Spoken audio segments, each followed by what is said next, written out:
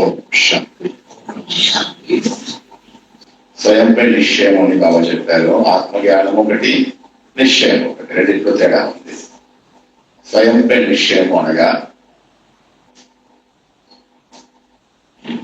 నేను పరమాత్మ పాలనలో ఉన్నాను, డైరెక్ట్ పరమాత్మ యొక్క పాలనలో నేను ఉన్నాను అని నిశ్చయం. నేనే కల్పకల్పం యొక్క మాయాజీత్ విజయీ ఆత్మను, ఈ నిశ్చయం. నేనే పూర్తి కల్పంలో హీరో పాత్రను అభినయించుకుంటే హీరో ఆత్మను, నేనే దేవీ దేవత ఆత్మను అనే నిశ్చయం. స్వయంపై నిశ్చయం అంటే వీటన్నిటిపై నిశ్చయం ఉండడాన్నే స్వయంపై నిశ్చయం. నా ఆత్మను తెలుసు, కానీ నేను ఎటువంటి ఆత్మను, నేను ఏ ఆత్మను, మరి ఎటువంటి ఆత్మను, నా గుణాలు ఏంటి అనేది మనకు ఎల్లప్పుడూ అనుభూతిలో ఉండాలి. దీనిని స్వయంపై నిశ్చయం అంటారు. ఇంకోటి బాబాపై నిశ్చయం. బాబాపై నిశ్చయం అంటే స్వయం పరమాత్మ ద్వారా నేను చదువుకుంటున్నాను, బాబా నేను చదువుపిస్తున్నాడు అనే నిశ్చయం. పరమాత్మ తండ్రి సర్వశక్తివంతుడు, అతడు తోడుగా ఉన్నాడు, అతడు నన్ను పత్తి నుంచి పావనంగా చేసేందుకు వచ్చారు అనే నిశ్చయం. దీన్ని పరమాత్మపై నిశ్చయం, స్వయంపై పరమాత్మపై. మూడవది డ్రామాపై నిశ్చయం. డ్రామాపై నిశ్చయం అనగా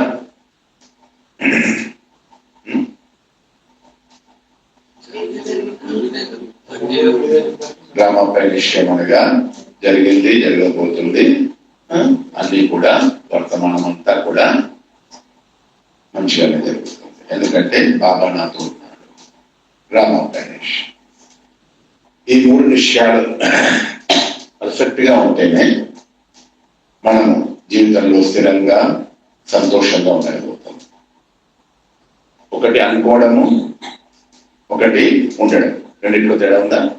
అయితే బ్రాహ్మణ జీవితంలో ఎల్లప్పుడూ సంతోషంగా ఉండాలి అంటే, పురుషార్థం మంచిగా నడవాలి అంటే దానికి ఆధారము మంచి ఆరోగ్యం. ఒకవేళ ఆరోగ్యమే మంచిగా లేకుంటే మనం ఏం పురుషార్థం చేయాలనుకున్నది చేయలేము. అమృతం లేవాలనుకున్నా లేవలేము, మురికి రావాలనుకున్నా రాలేము, ఏదైనా బాబా సేవ చేస్తే కూడా చేయలేము. జీవితంలో ఏదైనా సంపాదించాలనుకున్నా, ఏదైనా ప్రాప్తి చేయాలనుకున్నా ఏది కూడా మనం చేయలేము. కాబట్టి అన్నింటికీ ఆధారం ఏంటి?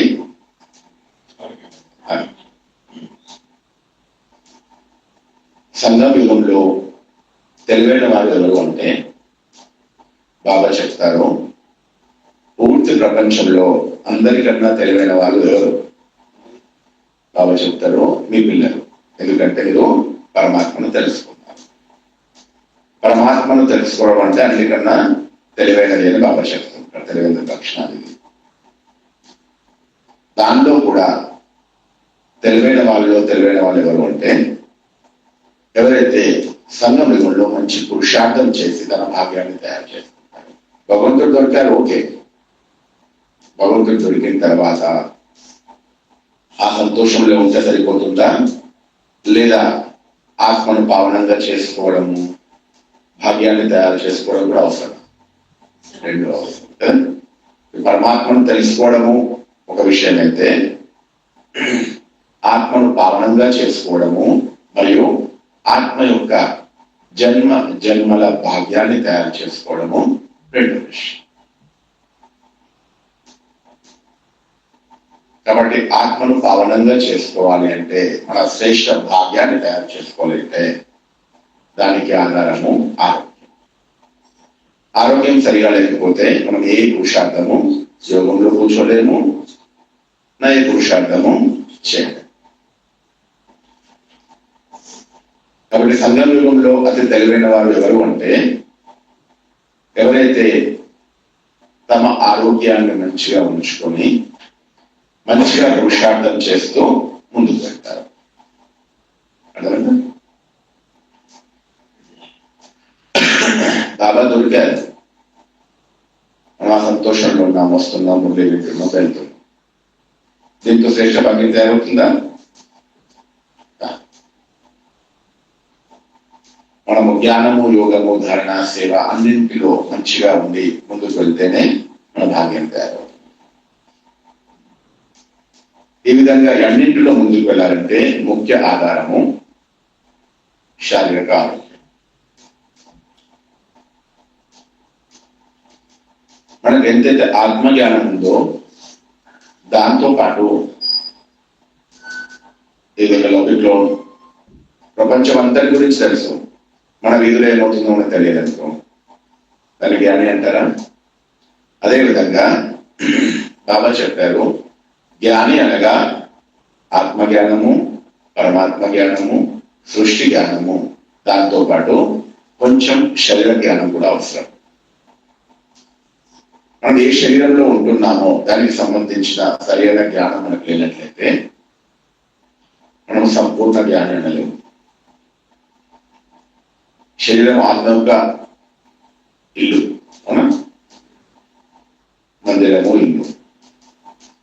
మన ఇంట్లో ఏమున్నదో ఏమవుతుందో మనకు తెలియకపోతే ఏమంటాం? అదేవిధంగా మన శరీరంలో ఏం జరుగుతుంది, శరీరానికి సంబంధించిన కొంచెం జ్ఞానం మనకు ఉండాల్సిన అవసరం ఉంది. పురుషార్థానికి మొట్టమొదటి పెట్టు స్వరాజ్య అధికారి అయి ఈ శరీరాన్ని నడిపించాను. నేను ఆత్మను, ఈ శరీరాన్ని నడిపిస్తున్నాను అనే అనుభూతితో పాటుగా ఈ శరీరాన్ని నడిపించాను. కానీ 90% చూసినట్లయితే లౌకికలో ఏ విధంగా శబ్దం వాడతారో అదే శబ్దాలు, అదే పదాలు మన బ్రాహ్మణాత్మను కూడా వాడుతున్నాం. ఒకవేళ మనం స్వరాజ్య అధికారి అయినట్లయితే మనము శరీరాన్ని నడిపించాలి. కానీ ఎవరి వాళ్ళు చెక్ చేసుకోండి, 90% శరీరము ఆత్మ నడిపిస్తుంది. నాకు ఇది పని కాదండి, ఇలా చేస్తే ఇలా కాదండి, నాకు ఇదే అవసరం అండి. ఏదైతే వద్దని తెలుసు, డయాబెటీస్ ఉంటుంది, షుగర్ తినొద్దని తెలుసు, కానీ తినకుండా ఉండలేకపోతున్నాం. అంటే శరీరం మిమ్మల్ని నడిపిస్తుందా, మీ శరీరాన్ని నడిపిస్తుందా? డాక్టర్ చెప్తున్నాడు, మీరు నూనె వస్తువులు వాడద్దు, కారం వస్తువులు వాడద్దు, ఆవకాయ వాడకూడదు, కానీ వాళ్ళు ఎక్కడ ఉండలేకపోతున్నాం. అంటే శరీరం మిమ్మల్ని నడిపిస్తుందా, మీరు శరీరాన్ని నడిపిస్తుందా? ఆలోచించుకోవాల్సిన విషయం. ఒకవేళ ఆత్మ శరీరాన్ని నడిపించినట్లయితే మనము ఏ విధంగా నడిపించాలో ఆ విధంగా శరీరం నడుస్తుంది. బీపీ ఉంది, ఆవకాయ తినకుండా ఉండలేకపోతున్నారు, అంటే శరీరం మిమ్మల్ని నడిపిస్తుందా, మీరు శరీరాన్ని నడిపిస్తున్నారా? అర్థం చేసుకోవాలి. మనం ఆరోగ్యంగా ఉండాలి అంటే దానికి ఆధారము స్వరాజ్య అధికార స్థితి. నేను ఆత్మను, శరీరాన్ని నడిపిస్తున్నాను అధికారి స్వరూపంలో ఉండి ఈ శరీరాన్ని నడిపిస్తేనే మనం ఆరోగ్యంగా ఉండగలుగుతాం. శరీరము, నాలిక, మనస్సు ఎలా చెప్తే అలా వింటే మనం ఆరోగ్యంగా ఉండలేము. బాబా చెప్తారు, అందుకనే యోగి అర్థాత్ నిరోగి. మనం యోగం చేస్తున్నామే, మన రోగాలు ఎందుకు వస్తున్నాయి? యోగము చేసేవారు యోగి కాదు. ఒకవేళ మనము ఎంత యోగిగా అవుతూ ఉంటే అంత అనారోగ్యం నుంచి మనం కాపాడుకోగలుగుతాం. ఏజ్ అనుసారంగా 60-70+ ఏజ్ ఇప్పుడు వర్తమాన సమయంలో చూసినట్లయితే 70-80 మ్యాక్సిమం ఏజ్. ఓకే, 60-65 తర్వాత రోగాలు వస్తున్నాయి, 70 తర్వాత వచ్చినాయి అంటే అది ఓకే, అది శరీరం ఒక ఏజ్ అనుసారంగా వస్తుంది, అది గొప్ప విషయం కాదు. కానీ కొందరు 30-40 సంవత్సరాల నుంచి అనేక రోగాల నుంచి పీడితులవుతూ ఉంటారు. ఒకవేళ కలియుగంలో కూడా మనం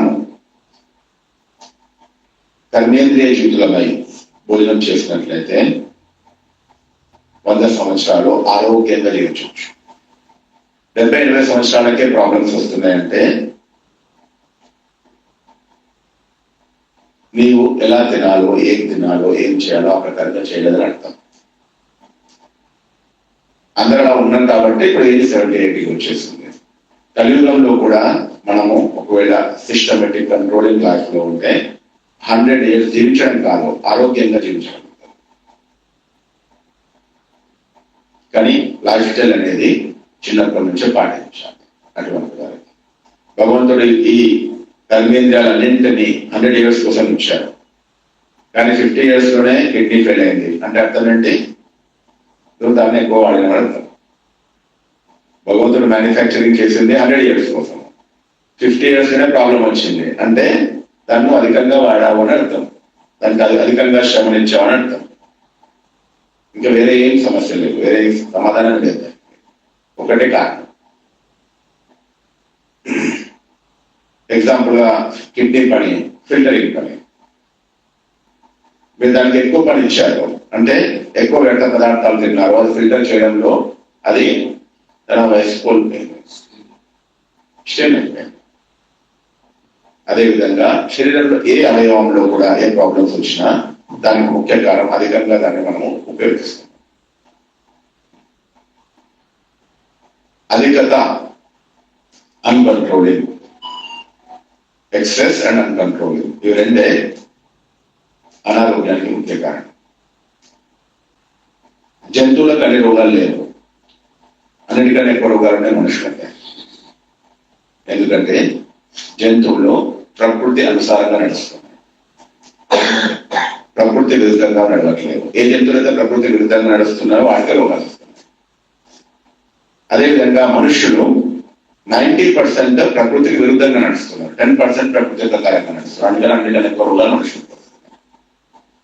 అంతకుముందు ఒక డాక్టర్ ఉంటే అన్ని రోగాలు చూసారు. ఇప్పుడు కంటికి డాక్టర్ వేరే, గొంతుకు డాక్టర్ వేరే, కిడ్నీకి డాక్టర్ వేరే, మొక్కలకి డాక్టర్, అన్నిటికీ వేరే డాక్టర్స్. రోగాల మీద రోగాలు. వీటన్నిటికి కారణము అన్కంట్రోలింగ్ మరియు అజ్ఞానత. ఒకటి ఎక్సెస్, అన్కంట్రోలింగ్, మూడవది అజ్ఞానత. మనకు సరైన దానికి జ్ఞానం లేని కారణంగా కొందరు జ్ఞానం ఉంటుంది కానీ కంట్రోల్ చేసుకోలేదు, కొందరు జ్ఞానమే ఉండదు. ఈరోజు మనము 1 hour మనం మినిమం జ్ఞానం ఏదైతే మనకు అవసరమో శరీరాన్ని ఆరోగ్యంగా ఉంచుకోవాలంటే ఏం చేయాలి. నేను డాక్టర్ని కాదు, కానీ గత 15-20 సంవత్సరాల నుంచి చిన్న విషయాలు తెలుసుకొని స్వయం ప్రయోగం చేసి బాబా ఎక్కడెక్కడైతే సెంటర్స్ పంపిస్తూ ఉంటారో అక్కడ జ్ఞానయోగం క్లాసెస్ కన్నా ముఖ్యంగా పురుషార్థానికి ఆధారమైన ఆరోగ్యం గురించి చెప్పే ప్రయత్నం చేస్తూ ఉంటాను. మధుబన్లో ఉంటూ దాదాపు 30 సంవత్సరాల నుంచి మధుబన్లో ఉంటూ పూర్తి ఇండియాలో బాబా ప్రోగ్రామ్స్, ఎక్కడ టీవీ ప్రోగ్రామ్స్ అవుతూ ఉంటారో వాటి కోసం రికార్డింగ్ కోసం వెళ్తూ ఉంటాను. ఎన్ని సంవత్సరాల్లో దాదాపు ఒక 2-3 వేల సెంటర్స్ వెళ్ళడం జరిగింది. ఇంత ప్రయాణం చేసినా కూడా ఎప్పుడు ఎటువంటి అనారోగ్య సమస్య లేకుండా నిర్విఘ్నంగా సేవ చేయగలిగాను. గత 30 సంవత్సరాల నుంచి పూర్తి ఇండియాలో భ్రమణం చేస్తూ ఎప్పుడో ఒక టాబ్లెట్ తీసుకోవాల్సిన అవసరం రాలేదు. దాని కొరకై చిన్న విషయాలను అర్థం చేసుకొని వాటిని పాటించే ప్రయత్నం చేశాను. ఆ చిన్న విషయాలు ఏంటి అనేది మీకు అర్థం చేపిస్తాను. మీరు కూడా చిన్న విషయాలు పాటిస్తే నేను తెలుగుతో చేయగలిగింది మీరు ఇంట్లో ఉండి చేయలేదా ఆరంభం చేయగలుగుతారు. ఆ చిన్న విషయాలు ఏంటి మనం తెలుసుకోవాల్సింది అనేది, పాటించాల్సిన విషయాలు తెలుసు. మొట్టమొదటిగా అనారోగ్యానికి ముఖ్య కారణం ఏంటి? అనారోగ్యానికి ముఖ్య కారణము 2 స్థూల కారణాలు, ఒకటి సూక్ష్మ కారణం. సూక్ష్మ కారణం ఏంటంటే అనారోగ్యానికి ముఖ్య ఆత్మ యొక్క శక్తి ప్రవాహంలో లోపమే అనారోగ్యం. సత్యుగంలో మనం ఎంతో ఆరోగ్యంగా ఉన్నాం. దానికి కారణం ఏంటి? అక్కడ ఆత్మ పవిత్రంగా ఉంది మరియు శక్తిశాలిగా. అదేవిధంగా మనము ఈ శరీరం అనారోగ్యపడుతుంది అంటే దానికి ఆధారము ఆత్మ యొక్క పవిత్రత మరియు ఆత్మ శక్తిశాలిగా లేకపోవడం. అనారోగ్యం అంటే ఆత్మ నుంచి ఏ అంగానికి ఎంత శక్తి లభించాలో అంత లభించకపోవడమే అనారోగ్యం. ఎగ్జాంపుల్ గా మీ కిడ్నీ సరిగా పనిచేయడం లేదంటే దానికి ఎంత శక్తి లభించాలో అంటే దాన్ని లభించట్లేదని అర్థం. ఆత్మ నుంచి మీ హార్ట్ పనిచేయట్లేదు అంటే ఎంతైతే ఆత్మ నుంచి శక్తి లభించాలో, ఎంత రక్త ప్రవాహం కావాలో, ఎంత శక్తి లభించాలో లభించడం లేదు. ఆత్మశక్తి లభించకపోవడమే అనారోగ్యం, సూక్ష్మ కారణం. రెండవది స్థూల కారణం, టాక్సిన్స్. ఇంగ్లీష్ లో టాక్సిన్స్ అంటారు, హిందీలో విష పదార్థాలు, తెలుగులో విష పదార్థాలు అంటారు. శరీరంలో నిరంతరం విష పదార్థాలు తయారవుతూ ఉంటాయి. ఆ విష పదార్థాలు అనారోగ్యానికి కారణం కూడా కాదు. యాక్చువల్లీ చెప్పాలంటే ఆ విష పదార్థాలను సమయానుసారంగా బయటికి పంపించకపోవడం కారణం. ఇంట్లో ఇల్లు వాడుతూ ఉంటాము, బండి వాడుతూ ఉంటాము, చెత్త కాము. ఏదైతే చెత్త తయారవుతుందో దాన్ని సమయానుసారంగా మీరు క్లీన్ చేయట్లేదు అనుకో, అప్పుడు ప్రాబ్లం క్రియేట్ చేస్తుంది.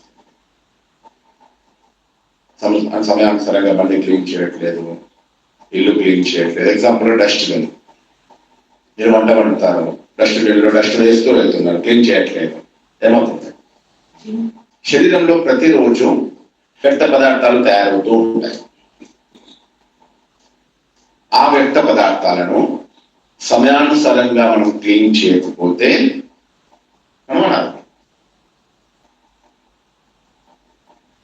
మనం తినే పదార్థాల్లో కూడా వ్యర్థం వెళ్తుంది, వేస్టేజ్ వెళ్తుంది. ఆ wastage time to time clean చేయకపోతే ఆ చెత్త, ఫస్ట్ అది చెత్త, ఆ చెత్త క్లీన్ చేయకపోతే అది విష పదార్థంగా తయారవుతుంది. ఎగ్జాంపుల్ గా చెత్త డస్ట్బిన్ అలాగే పెట్టామనుకో, వాసన వస్తుంది, పురుగులు వచ్చేస్తాయి మనకు. అదేవిధంగా మన శరీరంలో కూడా ఏదైతే వ్యర్థం తయారవుతుందో దాన్ని సమయానుసారంగా మనం బయటికి పంపించకపోతే ఫస్ట్ అది వ్యర్థం, ఆ తర్వాత విష పదార్థంగా తయారవుతుంది. ఎప్పుడైతే అది వ్యర్థం విష పదార్థంగా అయిపోయిందో అక్కడ బ్యాక్టీరియా ఫంగస్ ఉత్పత్తి అవుతుంది. ఆ బ్యాక్టీరియా ఫంగసే శరీరంలో ఏ అవయవము బలహీనంగా ఉందో దానిపై అటాక్ చేస్తుంది. అనారోగ్యం అంటే శరీరంలో విష పదార్థాలు తయారై ఆ విష పదార్థాలతో ఏదైతే బ్యాక్టీరియా ఫంగస్ తయారవుతుందో ఆ బ్యాక్టీరియా ఫంగస్ ఏ అవయవాన్ని పట్టుకుందో అక్కడ అనారోగ్యం ప్రారంభమవుతుంది.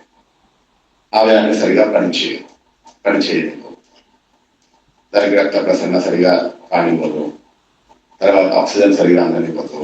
ఆ తర్వాత అక్కడ బ్యాక్టీరియా ఫంగస్ ఏదైతే తయారవుతుందో జీవాణువులు, క్రిమి కీటకాలు ఆ అంగాన్ని సరిగా అడ్డుకుంటాయి అన్నమాట. ఇదే అనారోగ్యం.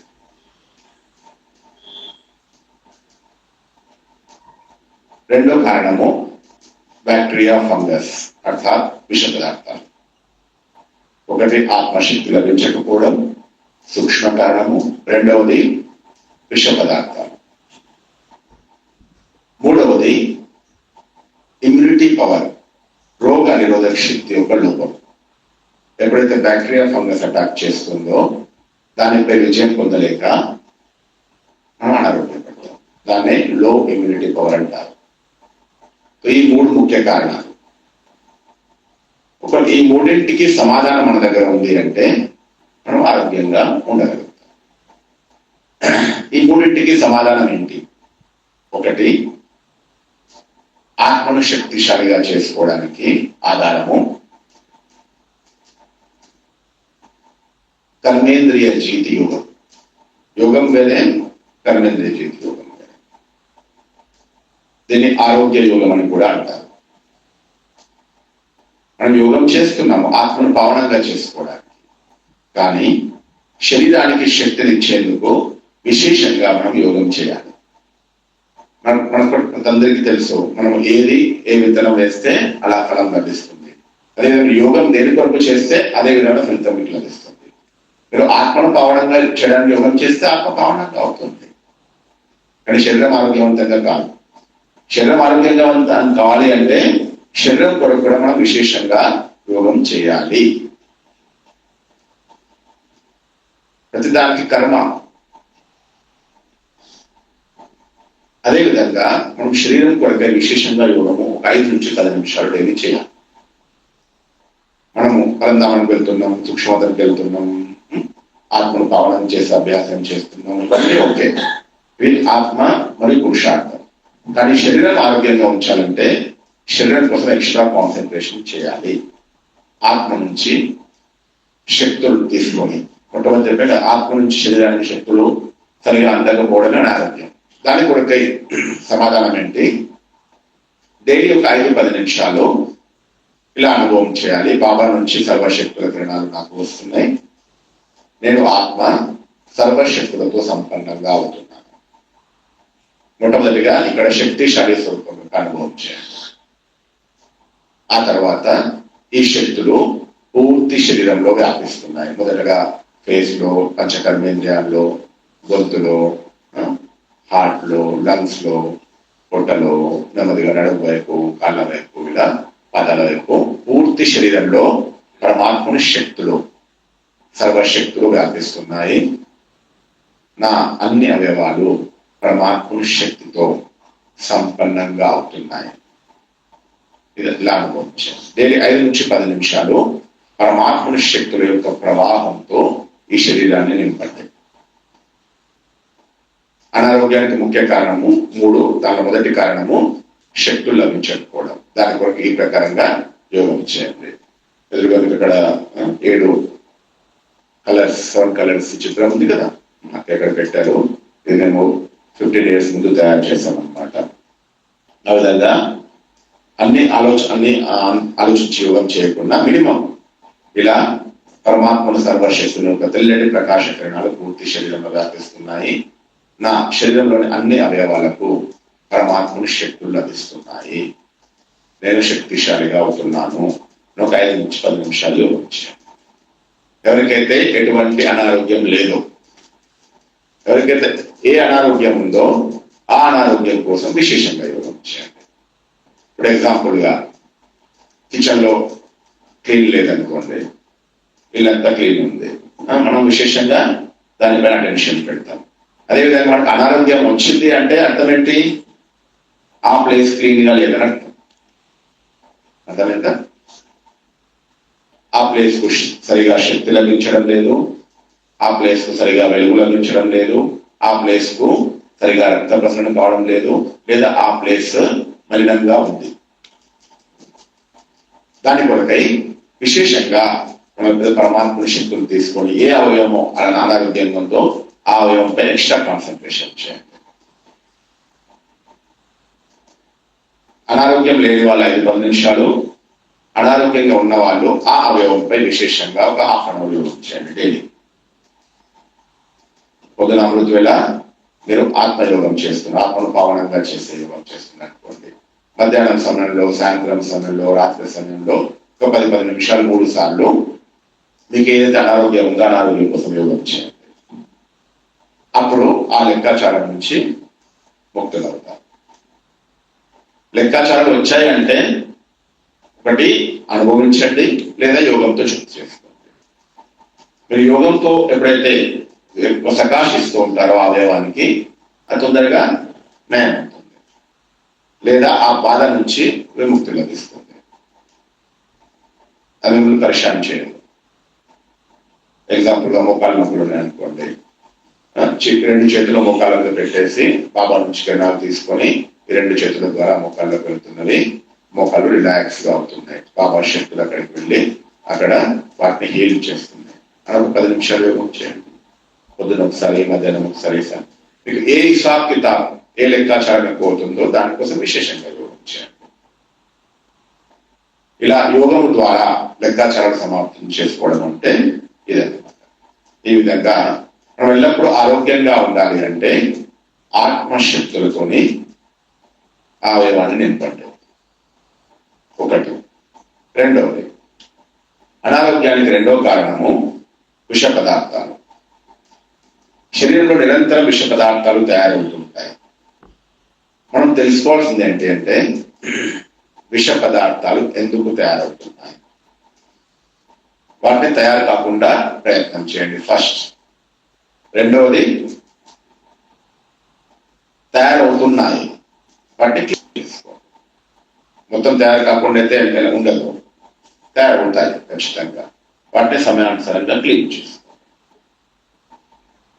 అక్కడ ఎప్పుడు హాలు పవర్ అన్ని క్లీన్ చేసి పెట్టారు. ఒక 10-15 మంది 20 మంది వచ్చి వెళ్ళారు అంటే కొంచెం చెత్త ఆటోమేటిక్గా వచ్చేస్తుంది.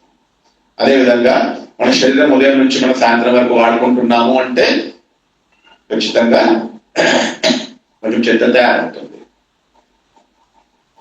చెప్పుడు మనం బయట వదిలేసి వస్తాం, ఎందుకు? ఎంత లేదంతా చెత్త కాకూడదు అని. అదేవిధంగా మనం డైలీ శరీరంలో ఏదైతే పదార్థాలు వేస్తున్నామో మనం అటెన్షన్ చేయాల్సింది ఏంటంటే శరీరంలో చెత్తను తయారు చేసే పదార్థాలు తక్కువగా పంపించాలి. అయినా కూడా ఏదైతే కొంచెం చెత్త తయారవుతుందో సమయానుసారంగా క్లీన్ చేసుకోవాలి. అప్పుడు మనం ఆటోమేటిక్గా ఆరోగ్యం. నేను గత 20-25 సంవత్సరాలుగా ఇదే ప్రయత్నం చేశాను.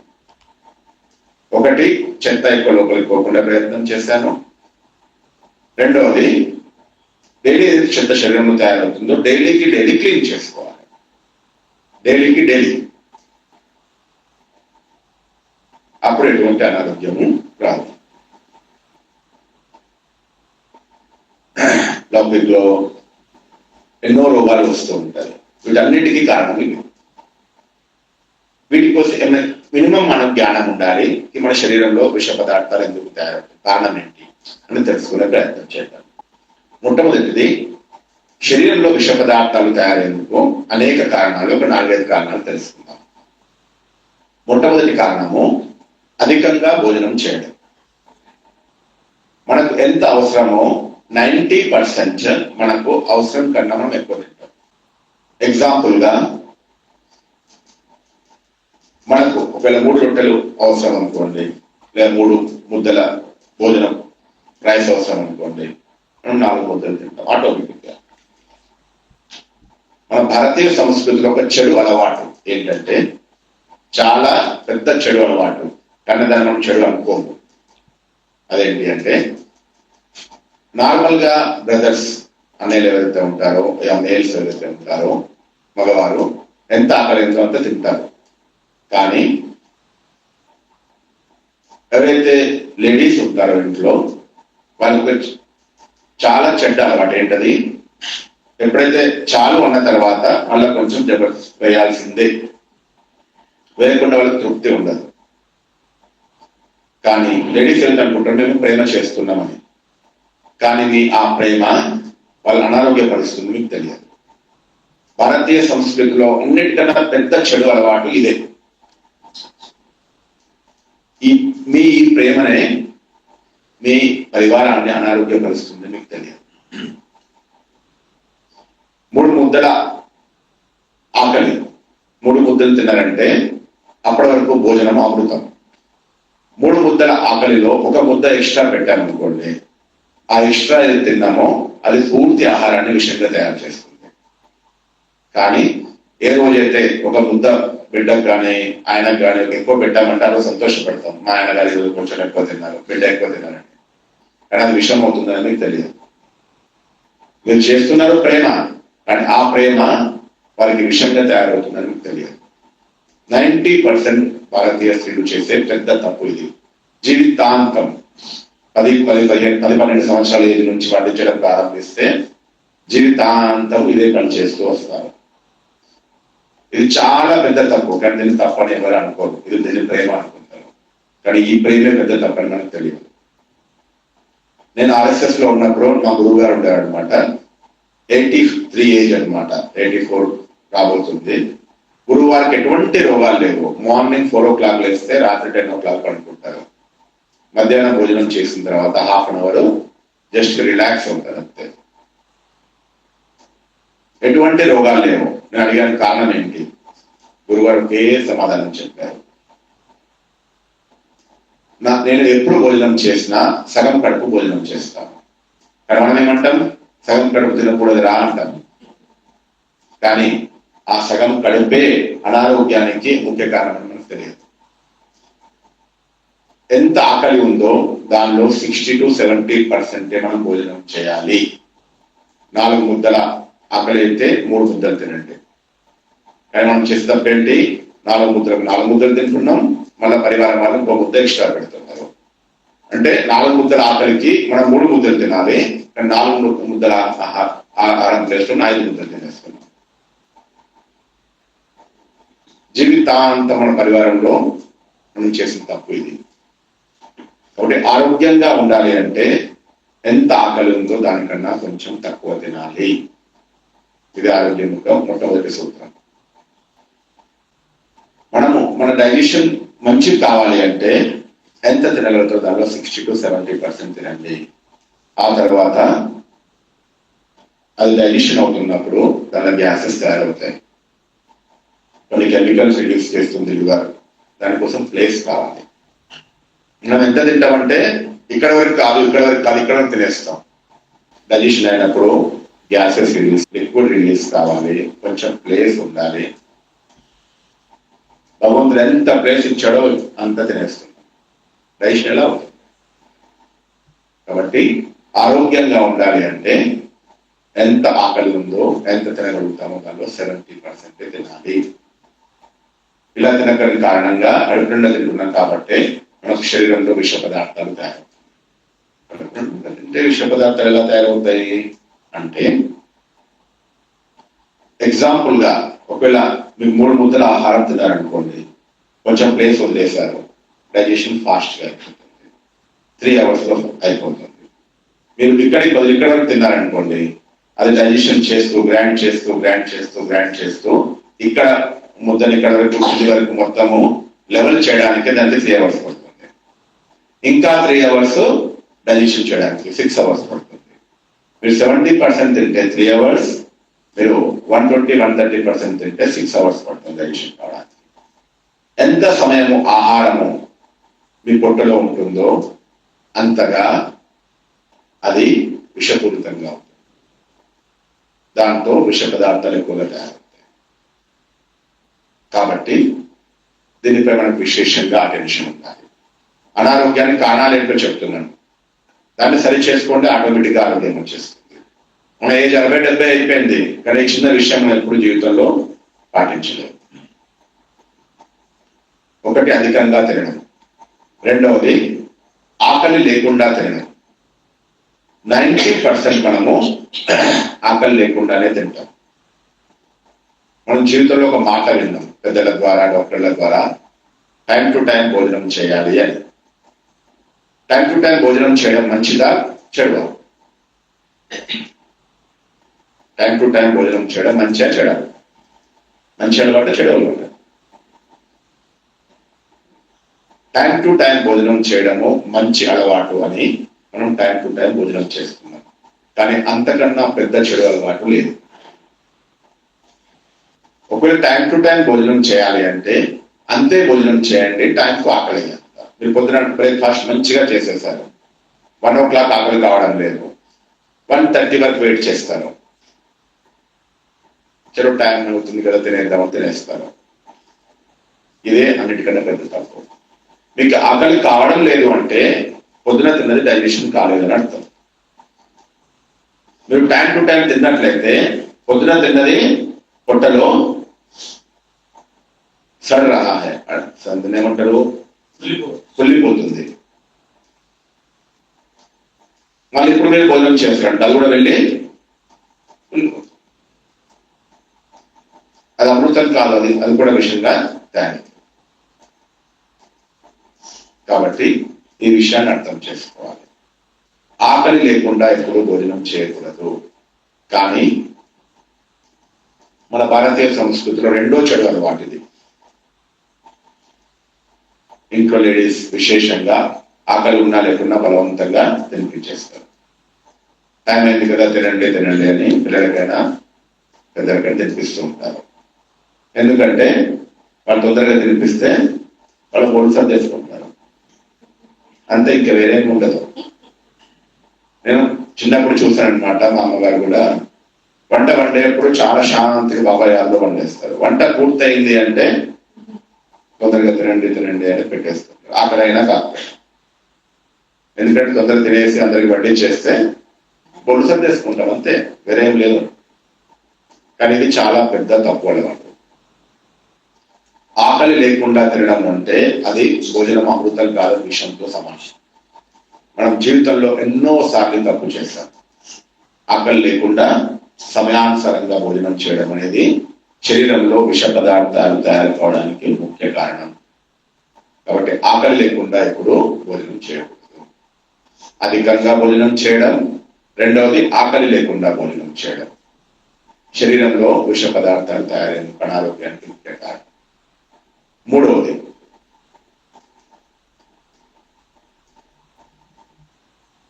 తొందరపాటుగా భోజనం చేయడం. భగవంతుడు మనకు ఎన్ని దంతాలు ఇచ్చాడు, పనులు ఎన్ని ఇచ్చాడు? 32. కొందరికి 30 ఉండొచ్చు, కొందరికి 28 ఉండొచ్చు. ఎందుకు ఇచ్చాడు భగవంతుడు? నమ్మడానికి. భగవంతుడు ఎందుకు 32 పనులు ఇచ్చాడంటే, బిడ్డ ఒక ముద్ద నోట్లో పెట్టుకుంటే 32 సార్లు నమ్ములు అని మర్చిపోతామని ఇచ్చాడు. మనం ఏం చేస్తాం? ఒక ముద్ద నోట్లో పెట్టుకుని 5-10 సార్లు నమ్మలేసి, ఇదే శరీరంలో డైజెషన్ పవర్ తక్కువ కావడానికి ముఖ్య కారణం. కనీసం ఆరోగ్యంగా ఉండాలంటే 20 నుంచి 25 సార్లు మినిమం నమ్మాలి. పనుల పని మనం పొట్టకిస్తే పొట్ట ఏమంటదంటే, నాకు ఏమైనా పని తక్కువ ఉందా, నీ పని నేను ఎందుకు చేస్తాను. మనం నమ్మకుండా లోపల వేసామనుకోండి పొట్టలో, పొట్ట అంటది నీ పని నువ్వు చేయలేదు, నేను కూడా నీ పని నేను చేయను, అలా ముందుకు పంపించేస్తాను. అప్పుడు డైజెషన్ మంచిగా కాదు, లేదా తిన్నది వంట పట్టట్లేదు అంటారు కదా.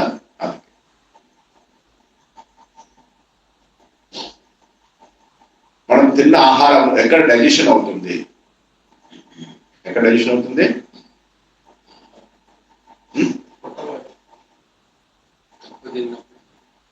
తిన్న ఆహారము పొట్టలో డైజెషన్ అవుతుంది అనేది అర్ధజ్ఞానం. మనం తినే ఆహారము 3 ప్లేసుల్లో డైజెషన్ అవుతుంది. నోరులో నమలడము, పొట్టలో విరగడం, చిన్న ప్రేగుల్లో డిస్ట్రిబ్యూట్ కావడం, పంపిణీ. ఈ మూడింటిని కలిపి జీర్ణ వ్యవస్థ అంటారు. ఒక ఫస్ట్ పని కరెక్ట్ కాలేదనుకో, సెకండ్ పని కూడా కరెక్ట్ కాదు, థర్డ్ పని కూడా కరెక్ట్ కాదు. కాబట్టి తొందరపాటుగా తినడము, నమలకుండా తినడం అనేది అన్ని రోగాలకు ముఖ్య కారణం. తిన్నది వంట పట్టకపోవడానికి, తిన్నది డైజెషన్ కాకపోవడానికి, విష పదార్థాలు ఎక్కువ తయారు కావడానికి కారణం ఇది. మనం భోజనం మంచిగా నమిలి తింటే రాయి కూడా జీర్ణం అవుతుంది. ఒకవేళ నమిలి తినకపోతే అన్నం కూడా శరీరంలో పోయి రాయి తయారవుతుంది. శరీరం రాళ్ళు ఎందుకు తయారవుతున్నాయి? నమిలి తినట్లేదు. ఇది అర్థం చేసుకోవాల్సిన విషయం. జీవితాంతం తినేటప్పుడు మాట్లాడుతూ తింటున్నాం, టీవీ చూస్తూ తింటున్నాం, తొందరపాటుగా తింటున్నాం. ఇది శరీరంలో విష పదార్థాలు, అనారోగ్యానికి కారణం విష పదార్థాలు. విష పదార్థాలు ఎందుకు తయారవుతుందని చెప్తున్నాం. ఈ అలవాటును మార్చుకుంటే మనం ఆటోమేటిక్గా ఆరోగ్యం ఉంటాం.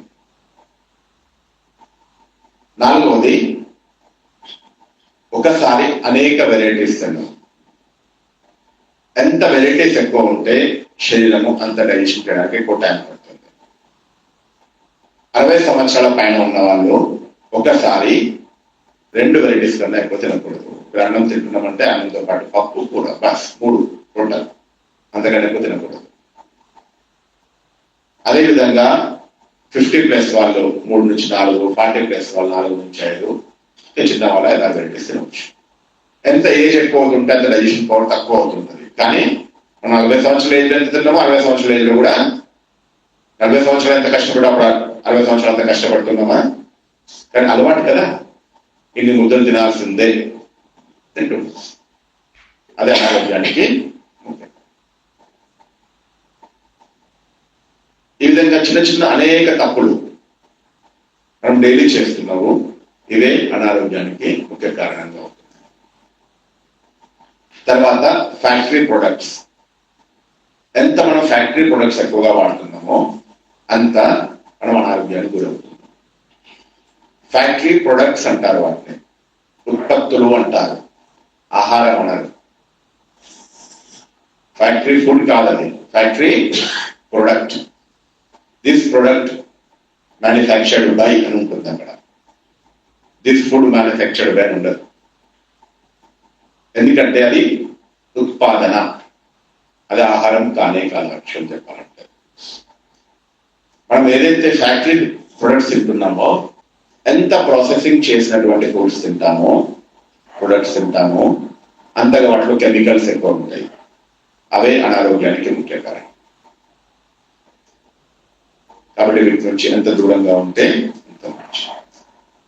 కానీ మన ఇండియన్ కల్చర్లో ఒక పెద్ద చెడు అలవాటు, చెడు విధానం స్టార్ట్ అయింది. అదేంటంటే ఫ్యాక్టరీ ప్రొడక్ట్సే మన జీవితానికి ఆధారంగా తయారైంది. ఎగ్జాంపుల్ గా అన్నింటికన్నా చెడు ఉత్పత్తి ఫ్యాక్టరీ ప్రొడక్ట్ మన జీవితంలో ముఖ్య అంగం. అది లేకుండా మన ఆహారం అనేది తయారే కాదు. ఏంటది? మొట్టమొదటిది రీఫైన్ ఆయిల్. మనం అనుకుంటాం మనం ఇంట్లోనే భోజనం చేస్తాం. కొందరు చూడండి అచానక్గా క్యాన్సర్ అవుతుంది, హార్ట్ ప్రాబ్లం అవుతుంది, కొందరికి ఏదో గంభీరమైనటువంటి అనారోగ్యానికి గురి అవుతుంటారు. మనం అనుకుంటాం అరే ఈ వ్యక్తి మంచిగానే తింటాడే, ఇంట్లో తింటాడే, బయట ఏం తినడే, అన్ని మంచి ఎక్సర్సైజ్ చేస్తాడు, వ్యాయామం చేస్తాడు, అన్ని సిస్టమేటిక్ గా ఉంటాడు, ఇతనికి ఎందుకు ఈ రోగం వచ్చింది అని. ముఖ్య కారణము రీఫైన్ ఆయిల్ తో వంట. రీఫైన్ ఆయిల్ అంటే విషపూరితమైనటువంటి ఆయిల్ అని అర్థం. మనం రోజు వంట దేంతో చేస్తున్నాం? విషపూరితమైన ఆయిల్తో వంట చేసి ఆరోగ్యంగా ఉండాలి అంటే ఎలా ఉంటాం? ఎప్పటి నుంచి అయితే రీఫైన్ ఆయిల్ వచ్చిందో అప్పటి నుంచే అన్నింటికన్నా రోగాలు ఎక్కువ స్టార్ట్ అయ్యాయి. ఏ ఇంట్లో ఎంత రీఫైన్ ఆయిల్ ఎక్కువ వాడతారో అంత ఆయిల్ అనారోగ్యంగా ఉంటుంది. రీఫైన్ ఆయిల్ యొక్క సత్యాన్ని తెలుసుకోవాలి. రీఫైన్ ఆయిల్ అనగా మనం ఎక్కువ ఇక్కడ పల్లీల నూనె వాడుతుంది కదా. 1 లీటర్ పల్లీల నూనెలో కేవలం 200 గ్రాములు మాత్రమే పల్లీల నూనె ఉంటాయి. 300 గ్రాములు పామ్ ఆయిల్ ఉంటుంది, 500 గ్రాములు కెమికల్స్ ఉంటాయి.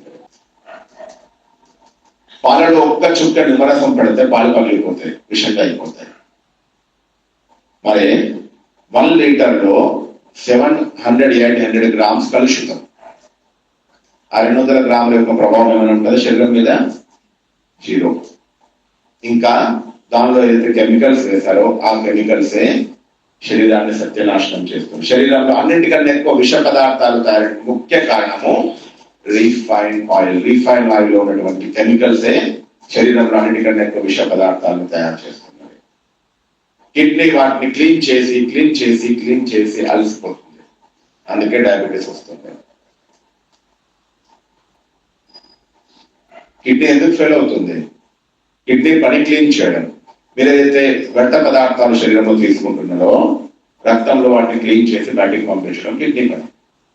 కిడ్నీ తొందరగా ఎందుకు ఫెయిల్ అవుతుంది? మీరు ఎంత నూనె వస్తువులు ఎక్కువ తింటే, రిఫైన్ ఆయిల్ వస్తువులు ఎక్కువ తింటే అంతగా వాటిలో ఉన్న కెమికల్స్ అది క్లీన్ చేసి బయటికి పంపిస్తూ అది చచ్చిపోతుంది.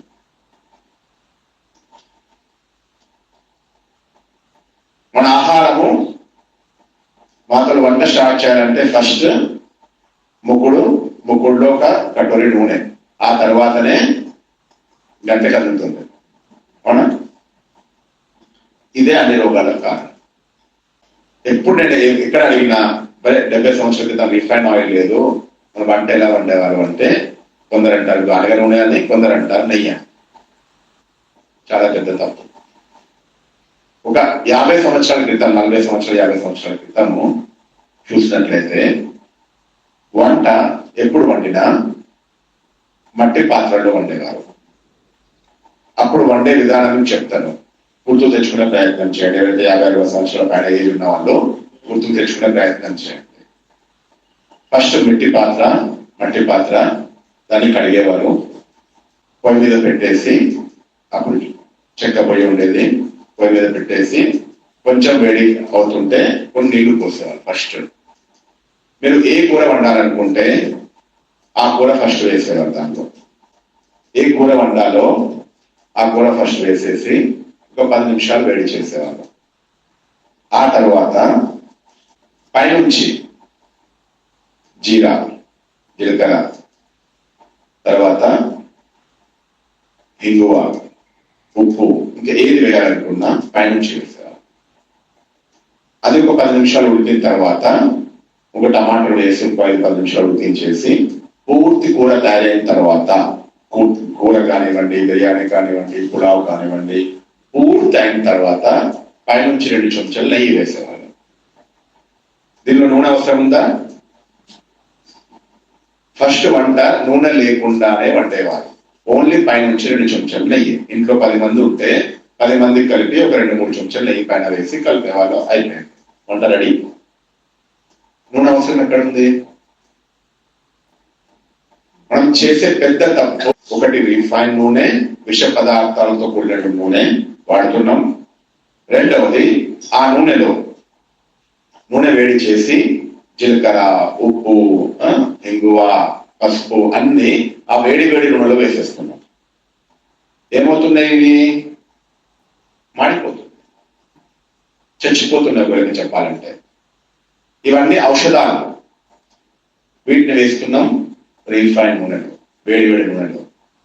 జీలకర్ర చచ్చిపోయింది, పసుపు అన్నిటి యొక్క మెడిసిన్ తత్వము సమాప్తమైపోయింది.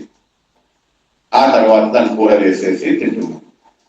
మన ఆరోగ్యంగా ఉండడం లేదు. ఎందుకు ఆరోగ్యంగా ఉంటాం? ఏవైతే ఔషధాలు ఉన్నాయో ఇవన్నీ, వీటన్నిటిని మీరు నూనెలో కాల్ చేశారు. డ్రై చేయడం కాదు, కాల్ చేశారు, చంపేశారు అనొచ్చు. ఒకటి విషపూరితమైనటువంటి ఆయిల్, దానిలో ఏదో కొంచెం అది తిన్నా కూడా ఒకవేళ ఇవి పైకెళ్ళి వేస్తే కొంచెం శరీరానికి ఉపయోగపడతాయంటే అది కూడా తెలియదు. గత 40-50 సంవత్సరాలుగా వండే విధానంలో మార్పు ఏదైతే వచ్చిందో అదే అనారోగ్యానికి ముఖ్య కారణం. నేను ఒక ముస్లిం దాది అంటారు కదా, అమ్మను అడిగితే చెప్పారనమాట, గ్రామాల్లో గానుగ నూనె ఏదైతే ఉండేదో ఫస్ట్, గానుగ నూనె సంవత్సరానికి 3 సార్లునే ఇంట్లో ఉండేదన్నమాట. దీపావళి, దసరా, సంక్రాంతి. పండుగ కన్నా ఒక 10-15 రోజుల ముందు గానుగ నూనె తెచ్చేవాళ్ళు. ఏదైతే వంటలు కానీ, స్వీట్స్ కానీ, నమ్కీన్ కానీ ఏదైతే చేయాలో చేసేవారు. పండుగ పూర్తయిపోయిన తర్వాత ఇంట్లో నూనె కనిపించేదే కాదు. సంవత్సరానికి 3 సార్లు 10-15 రోజులు ఇంట్లో గానుగ నూనె కనిపించేది కాదు. ఏది వండిన తర్వాత పైన నుంచి కొంచెం నెయ్యి వేసి, నీళ్ళలో వంట వండేవారు, పైన నుంచి కొంచెం నెయ్యి వేసేవారు. నూనె సంవత్సరానికి 2-3 సార్లు ఇంట్లో కనిపించేది. ఇప్పుడు నూనె లేకుంటే గంటే తరగదు. ఇదే అన్నిటి రోగాలకు ముఖ్య కారణం. ఏ ఇంట్లో ఎంత రిఫైన్ ఆయిల్ ఎక్కువ ఉందో అంత అనారోగ్యం ఉంది, అర్థం చేసుకోండి. ఈ రిఫైన్ ఆయిల్ ఒకటి శరీరంలో విష పదార్థాలు ఎక్కువ తయారు చేస్తుంది. రెండవది, రక్త నాళాలలో అది వెళ్ళి జమ అవుతుంది, మీ రక్త ప్రసరణ తక్కువ చేస్తుంది, బ్లాకేజెస్ క్రియేట్ చేస్తుంది. మనం ఒకప్పుడు నెయ్యి తినేవాళ్ళం, దినమంతా కష్టపడే వాళ్ళం, నెయ్యి తినేవాళ్ళం. ఇప్పుడు కష్టం లేదు, నూనె తింటున్నాం. దినమంతా కష్టపడే వాళ్ళము, నెయ్యి తిన్నా కూడా డైజెషన్ అయ్యేది. ఒకవేళ తక్కువ కష్టపడితే అది జమ అయ్యేది. ఇది ఫ్యాట్ రూపంలో జమ ఏదైతే అవుతుందో, అవయవాలకు మరియు చర్మానికి మధ్యలో ఏదైతే ఫ్యాట్ జమ అవుతుందో అది నెయ్యితో జమ అవుతుంది. నూనె తింటే తయారయ్యే విష పదార్థాలు అవి నరాల లోపల జమ అవుతాయి. రెండింటికి తేడా. నూనె రక్త నరాల్లో జమ అవుతుంది బ్లాకేజ్ రూపంలో. ఒకవేళ నెయ్యి తీసుకుంటే అది ఫ్యాట్ రూపంలో మీ శరీరంలో కొవ్వు రూపంలో జమ అవుతుంది, బయట అవయవాల పైన. గానుగ నూనెలో అన్నీ ఉంటాయి, రీఫైన్ నూనెలో ఏమీ ఉండవు. దాంతో పాటు 5 రకాల కెమికల్స్ ఉంటాయి. గానుగ నూనె ఎంత లావు ఉంటుంది చూడండి, ఎంత వాసన వస్తుంది, ఎంత దానిలో మీకు కొంచెము అణువులు కనిపిస్తుంది. రీఫైన్ నూనెలో ఏమి ఉండదు. దాంతో పాటు 4-5 రకాల కెమికల్స్ ఎక్స్ట్రా బోనస్ గా ఇస్తారనమాట. ఆ నూనెను మనం ఆరోగ్యం అనుకొని తింటున్నాం. ఆ నూనె అన్నిటికన్నా అనారోగ్యానికి ఉంటుంది. శరీరంలో అన్నింటికన్నా ఎక్కువ విష పదార్థాలు తయారయ్యే కారణము రీఫైన్ నూనె. అర్థం చేసుకోండి. మీరు ఆరోగ్యంగా ఉండాలి అంటే రీఫైన్ నూనె ఇంట్లో నుంచి తీసేయండి, అప్పుడు ఆటోమేటిక్ గా ఆరోగ్యం.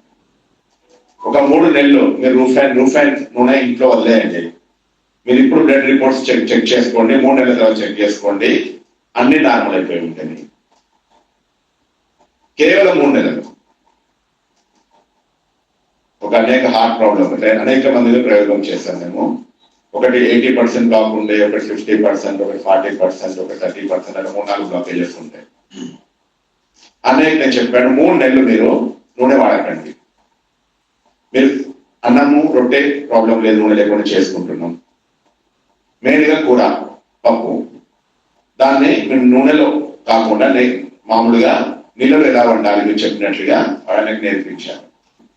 కూర పూర్తి అయిన తర్వాత నెయ్యి ప్లేస్ లో పల్లీల పొడి కానీ, నువ్వుల పొడి కానీ, కొబ్బరి పొడి కానీ పైనుంచి వేసుకో. ఇలా అన్నయ్య ఒక 6 నెలలు విశేషంగా దీనిపై అటెన్షన్ ఇచ్చారు. 6 నెలల తర్వాత చెక్ చేయించుకుంటే 80% బ్లాకేజ్ 40కి వచ్చేసింది, మిగిలినవి 10% వచ్చేస్తాం.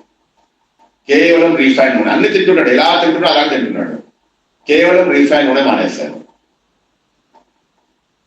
ఆపరేషన్ చేసుకోకుండా సరే, అతను ఆపరేషన్ చేసుకుందాన్ని బాధపడుతున్నాడు, డబ్బులు లేవు, ఎంతో చింతలో ఉన్నాడు.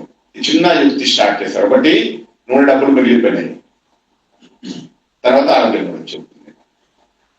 అన్నింటికన్నా మన వంటలో ఖర్చు అంటే అయ్యేది నూనెతోనే, కానీ ఆ నూనె విషయం అని మనకు తెలియదు.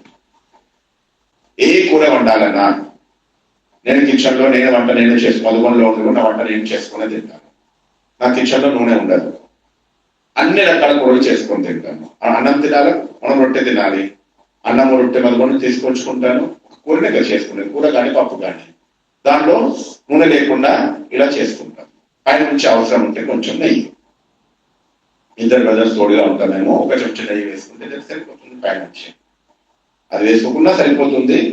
అది వేసుకోకుంటే మీకు సెకండ్ ఆప్షన్ నువ్వుల పొడి, పల్లీల పొడి, కొబ్బరి పొడి పైన నుంచి వేసుకోండి. మీకు నూనె పదార్థం వచ్చేస్తుంది, జిగురు పదార్థం వచ్చేస్తుంది. శరీరానికి ఒక రోజు 1 చెంచా ఫ్యాట్ అవసరం, 1 చెంచా. ఒక రోజు ఒక వ్యక్తి కనీసం తెలుసో తెలియకో 10 చెంచాలు నూనె తింటున్నాడు. అవసరం 1 చెంచా, 10 చెంచాలు తింటున్నారు. అది కూడా విషపూరితమైనటువంటి నూనె. అనారోగ్యం ఇక్కడ తెలుస్తుంది, అటెంప్ట్ చేస్తుంది. దీనిపై మనం విశేషంగా అటెన్షన్ ఇవ్వాలి. ఒకవేళ మీరు రీఫైన్ నూనెను వదిలేయకపోతే రోగాలు కూడా మిమ్మల్ని వదిలేయవు. అది మీ ఇష్టం. ఒక 2-3 నెలలు వదిలేసి చూడండి, మీ రోగాలన్నీ 50%. ఒక 6 నెలలు వదిలేస్తే 100% మీ రోగాలు సరి అయిపోతాయి. ఎటువంటి రోగాలైనా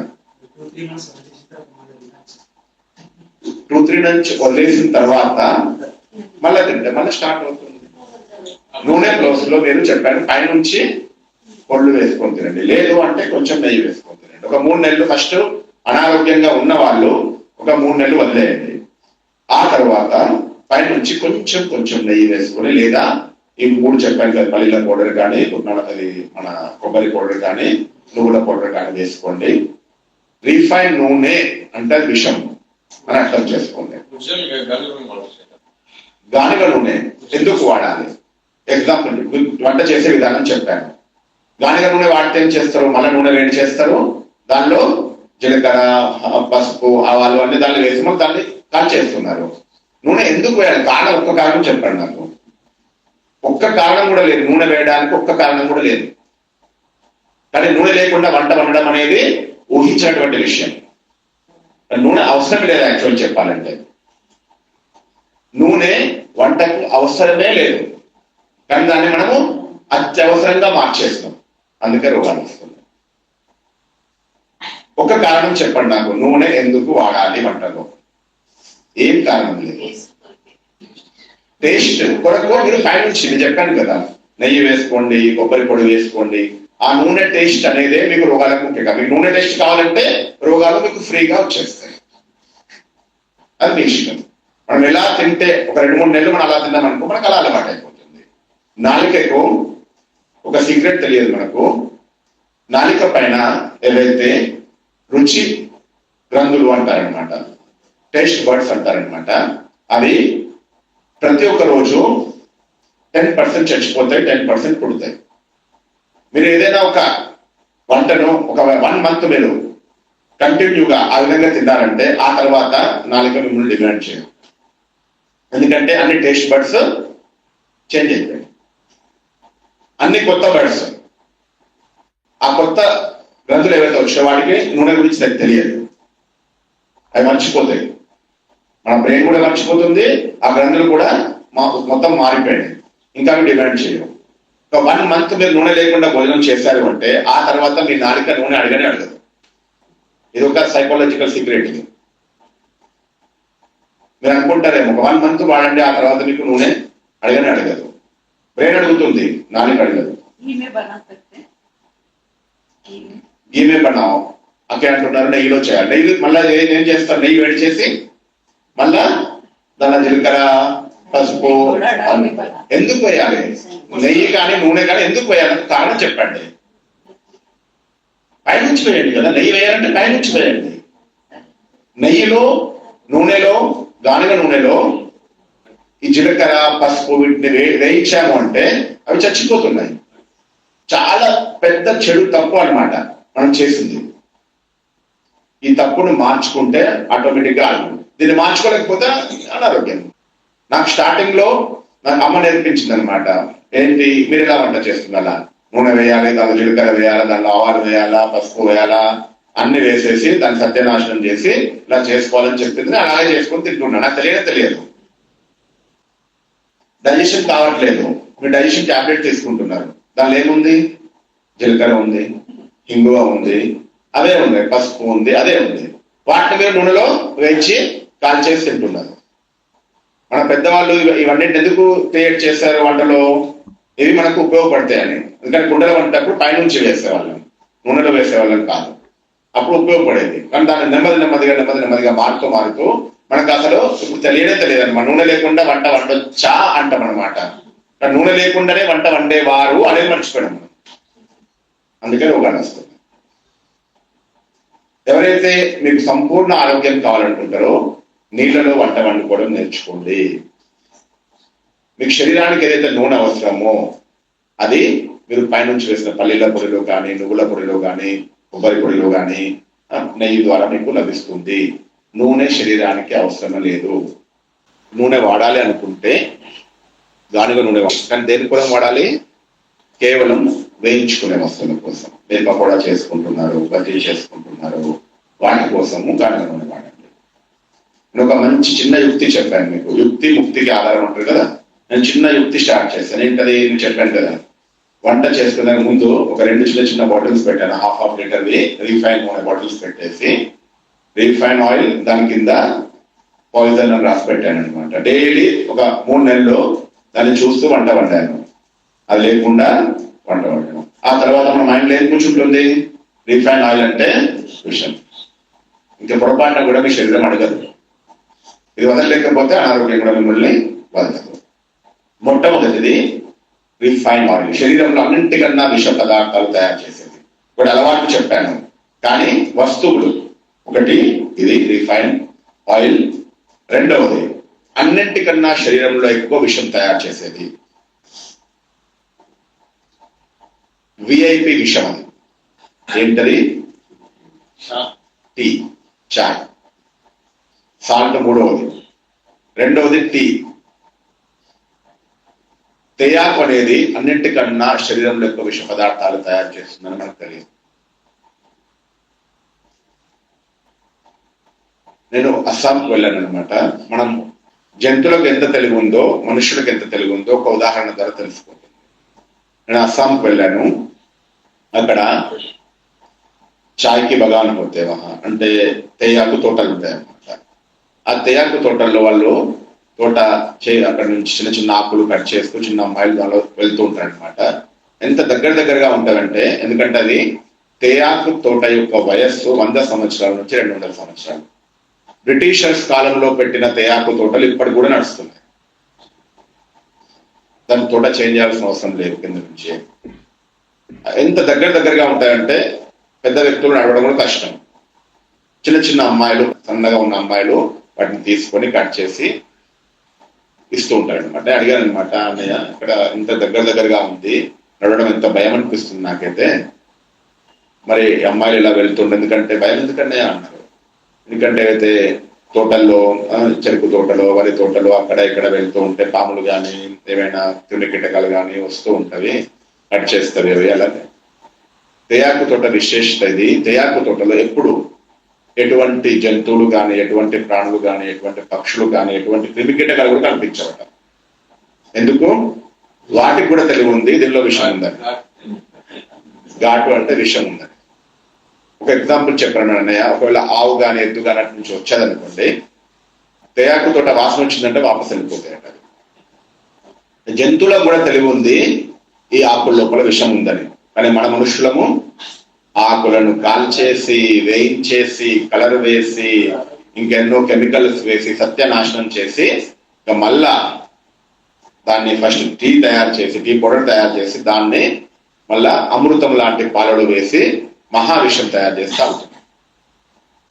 అంతకుముందు ఇంటికి ఎవరైనా వస్తే నీళ్లు తాగుతారా, షర్బత్ తాగుతారా, పాలు తాగుతారా, ఇప్పుడు చాయ్ తాగుతారు. ఎందుకంటే నేను విషం తాగుతున్నా, మీరు కూడా విషం తాగండి. అన్నింటికన్నా పెద్ద విషయం చాయ్. దీన్ని విషం అని ఎవరు అనుకోరు, దీన్ని విఐపి విషయం అని మనం అర్థం చేసుకోవాల్సింది. ఇన్ని రోజులు మీకు తెలియదు, రిఫైన్ నూనెనే అనే రోగాల కారణం అని మీకు తెలియదు. మీరు తెలుసుకున్నారు కాబట్టి దీన్ని మార్చుకునే ప్రయత్నం. మార్చుకోలేకపోతే మీకు రోగాలు వస్తాయి. అదేవిధంగా రెండో విషయము చాయ్. కేవలం మార్నింగ్ చాయ్ తాగే చాయ్ అన్నింటికన్నా గొప్ప విషయం. 90% వ్యక్తులు మార్నింగ్ లేవగానే చాయ్ కావాలి.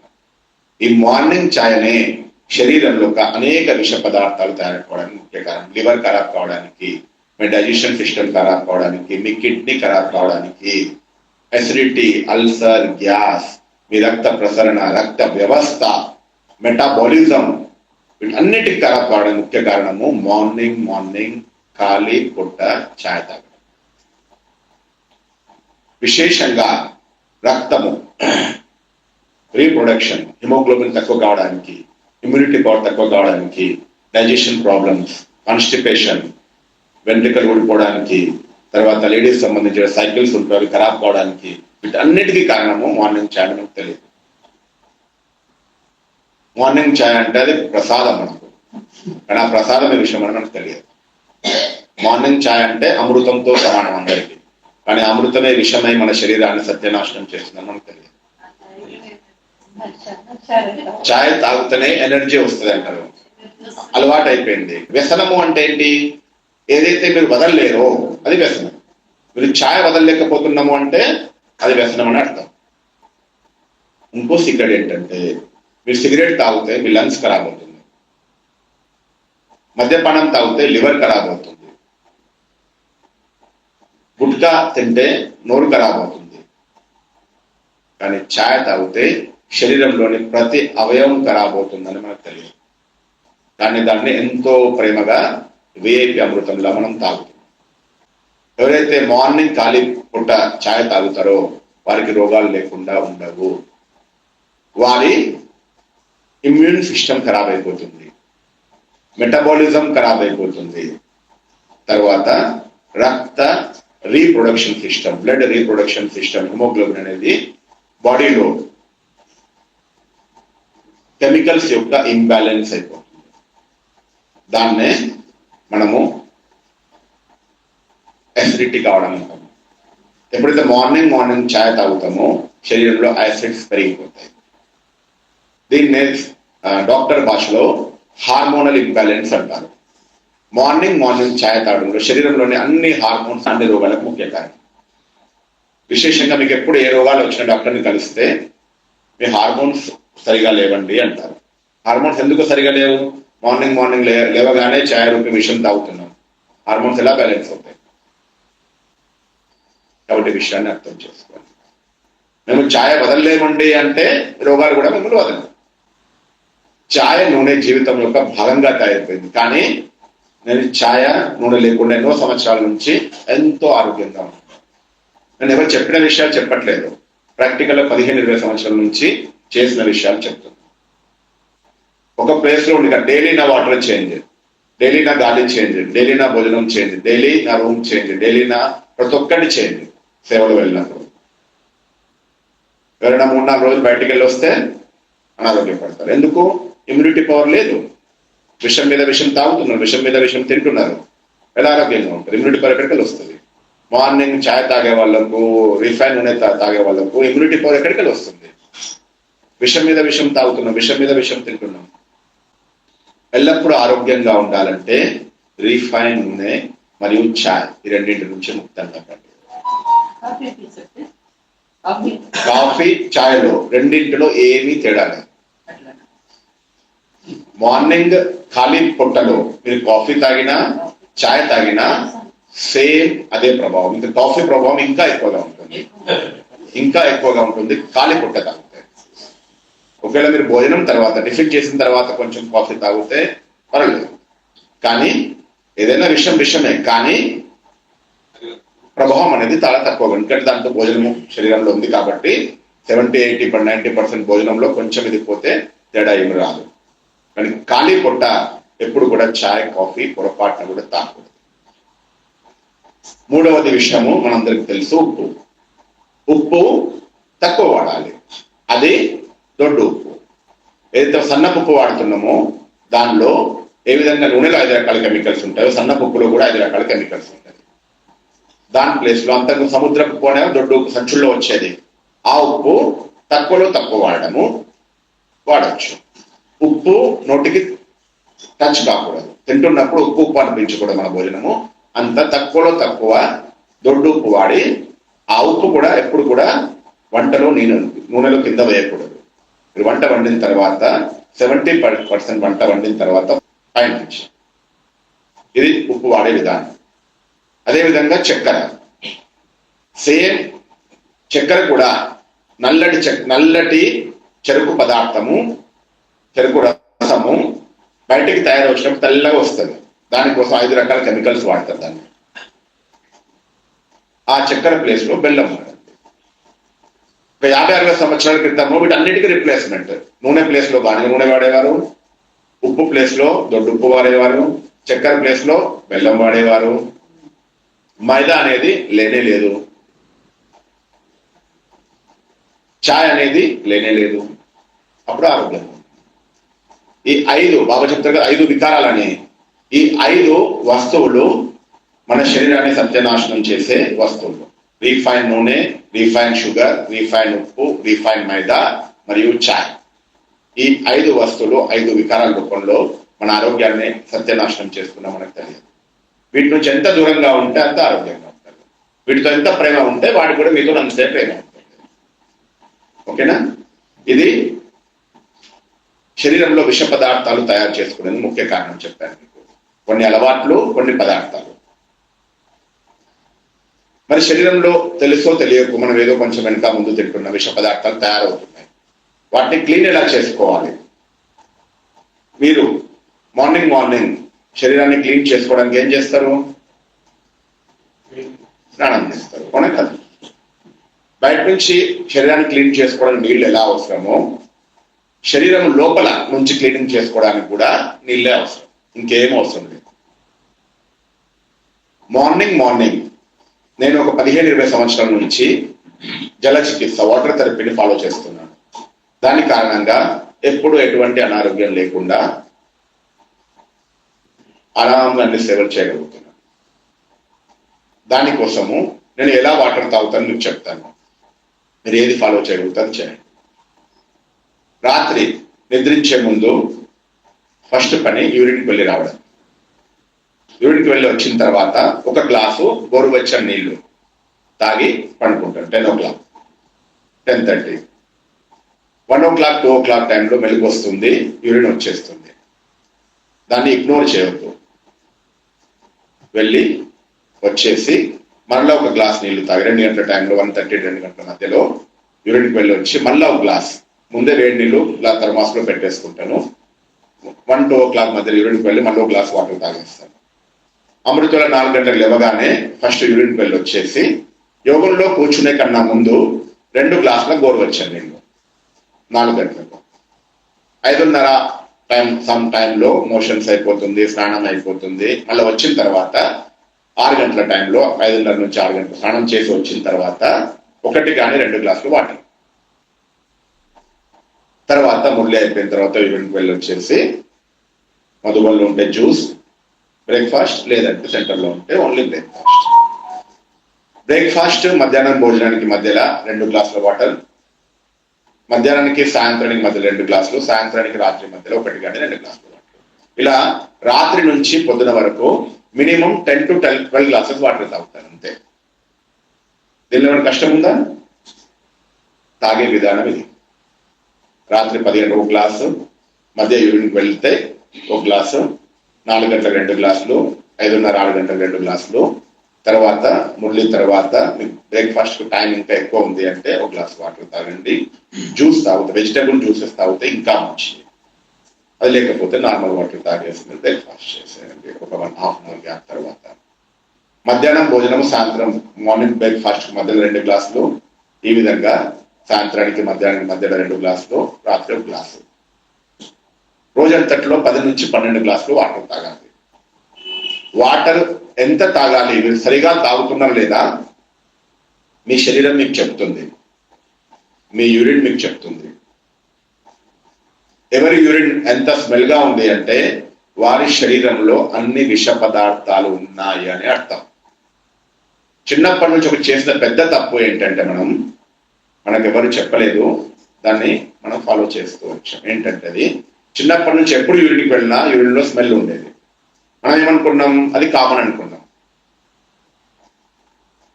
యూరిన్లో స్మెల్ ఉండడము అంటే మీరు నీళ్లు తక్కువ తాగుతున్నారని అర్థం, మీ శరీరంలో ఎక్కువ విష పదార్థాలు ఉన్నాయని అర్థం. నేను ఒకటే పాలసీ ఫాలో చేస్తాను పూర్తి ఇండియా తిరుగుతూ. నా యూరిన్లో ఎప్పుడు ఎటువంటి స్మెల్ రాకూడదు, అంత వాటర్ తాగాలి. ఈ ఒక్క చిన్న విషయము నన్ను ఆరోగ్యంగా ఉంచింది. ఏ శరీరంలోనైతే విష పదార్థాలే లేవో రోగం ఎక్కడికి వస్తుంది. 90% స్త్రీలకు సంబంధించిన రోగాలకు ముఖ్య కారణము వాటర్ తక్కువ తాగడం. మీరు ఎప్పుడైనా మీ లేడీస్ డాక్టర్ని అడగండి, ఒకే మాట చెప్తాడు, అమ్మా మీ హార్మోన్స్ గడపడాయని. హార్మోన్స్ ఎందుకు గడపడాయని? వాటర్ తక్కువ తాగాలి కాబట్టి. మనం ఆరోగ్యంగా ఉండాలి అంటే వాటర్ థెరపీని ఫాలో చేయండి. వాటర్ థెరపీని ఫాలో చేయడం అంటే దినంలో 10 నుంచి 12 గ్లాసులు వాటర్ తాగండి, లేదా మీ యూరిన్ చెక్ చేసుకోండి, ఆ ప్రకారంగా వాటర్ తాగండి. మీ యూరిన్లో ఎటువంటి స్మెల్ ఉండకుండా మీరు వాటర్ తాగుతున్నారంటే మీరు కరెక్ట్ తాగుతున్నారని అర్థం. ఓకేనా? దీనిలో ఏమైనా కష్టం ఉందా? దీనిలో ఏమైనా డబ్బు ఖర్చు అవుతుందా? చాలా మంది భోజనం చేయగానే ఇమీడియట్ వాటర్ తాగేస్తారు, మధ్యలో గ్యాప్ ఉంటుంది. నేను ఏమనుకుంటే కనీసం గ్యాప్ తీసుకోవాలి. భోజనం చేసే సమయంలో వాటర్ తాగాల వద్దా అనేది పెద్ద అపోహ, సరైన జ్ఞానం లేదు. భోజనంలో, భారతీయ సంస్కృతిలో భోజనంలో ఎప్పుడు కూర్చున్నా ఫస్ట్ టేబుల్ మీద, ఫస్ట్ కింద కూర్చునేవాళ్ళు కదా, ముందు పీట ఉండేది. మీకు పాతకాలం సమయం గుర్తు చేపిస్తున్నాను. ఫస్ట్ కూర్చోగానే ఇంట్లో లేడీస్ వంట వండించే వాళ్ళు ఫస్ట్ ఒక గ్లాసు వాటర్ పెడతారు, ఆ తర్వాతనే పళ్ళెం అంటారు, ఏమంటారు, పళ్ళెం వచ్చేది. ఇప్పుడు గ్లాస్ రాదు, పళ్ళెం వస్తుంది. ఎందుకంటే మనం విన్నాం ఏ వాటర్ తాగకూడదని. ఇది చాలా పెద్ద తప్పు. ఎప్పుడు భోజనంలో కూర్చున్నా ఫస్ట్ గోరువెచ్చని నీళ్ళు, ఒక గ్లాస్ గోరువెచ్చని నీళ్ళు పెట్టుకోండి. చిన్న బుక్క, పిల్లలు ఎలా తాగుతారు, చిన్న బుక్క ఫస్ట్ నీళ్లు తాగండి. ఎగ్జాంపుల్ గా నేను భోజనం చేసేటప్పుడు ఎలా చేస్తాను, నా భోజనంలో ఫస్ట్ ఒక రొట్టె కూర, తర్వాత కొంచెం అన్నం తింటాను. ఫస్ట్ ఒక బుక్క, చిన్న బుక్క నీళ్లు, గోరువెచ్చని నీళ్లు, ఒక రొట్టె. తిన్న తర్వాత మళ్ళా ఒక చిన్న బుక్క వాటర్, అన్నం, కూర పప్పు ఏది తిన్నామో తినేసి మళ్ళా ఒక చిన్న బుక్క నీళ్ళు తాగేసి ఆ తర్వాత లాస్ట్లో ఏదైనా స్వీట్ కానీ ఏదైనా తింటాం.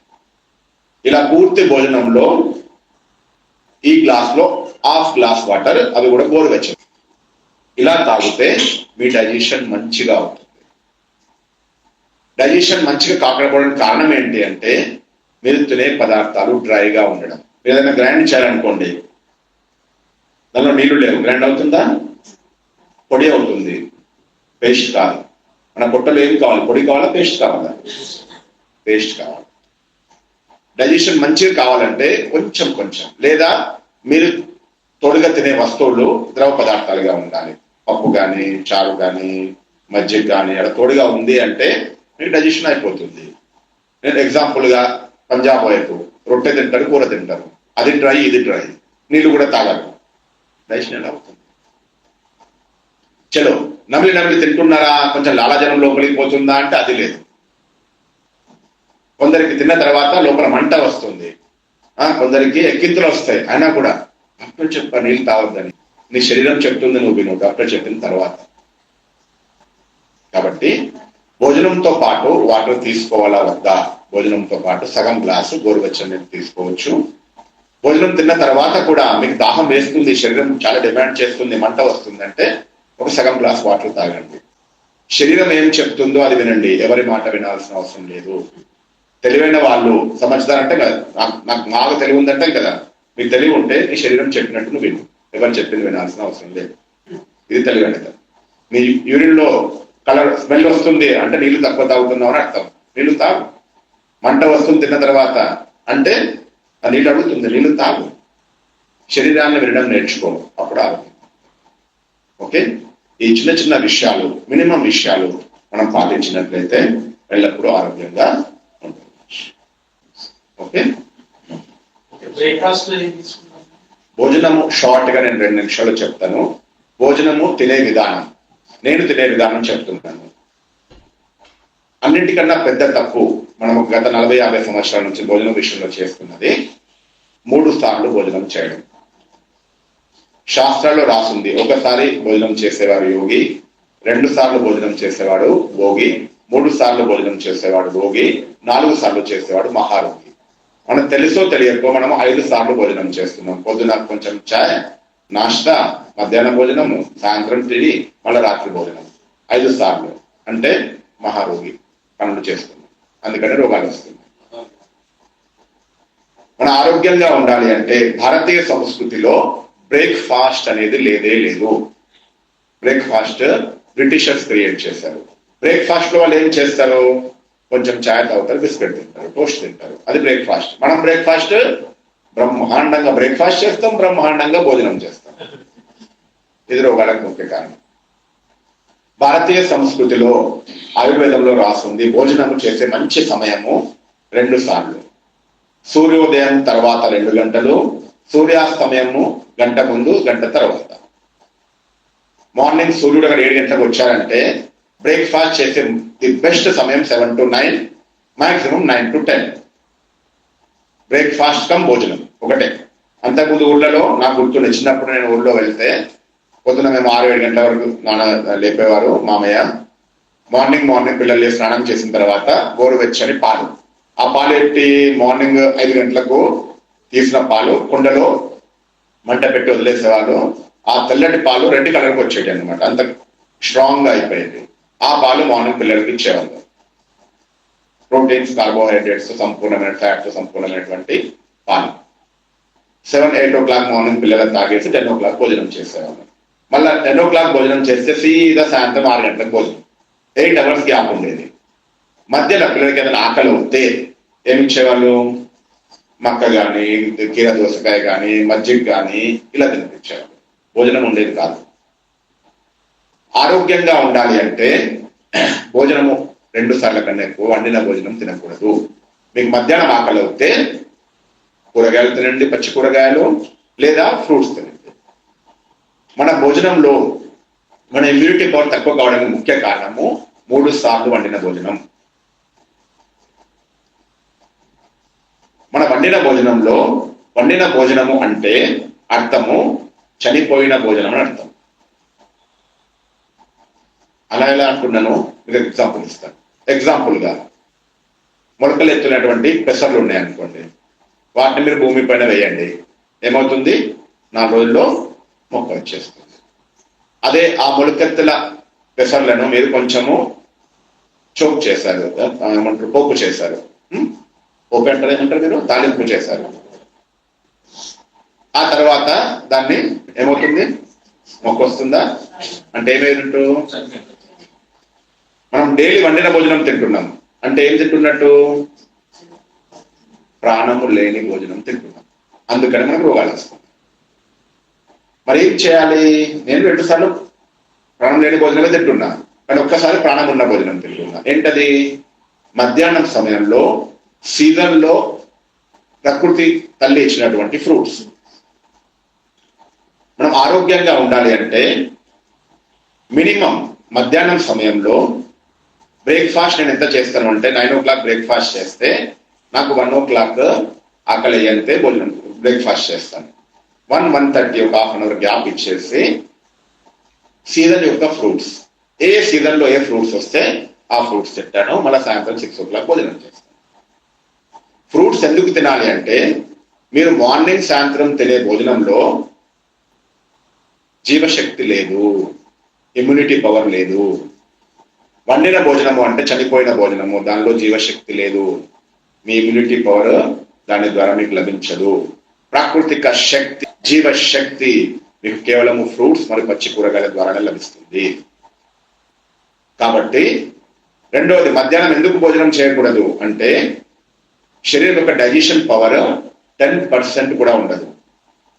చాలా మంది మార్నింగ్ బ్రేక్ఫాస్ట్ లైట్ గా చేస్తారు, మధ్యాహ్నం కడుపు నిండా భోజనం చేస్తారు. అన్నిటికంటే చేసే పెద్ద తప్పది. చికెన్ ఓం శాంతి.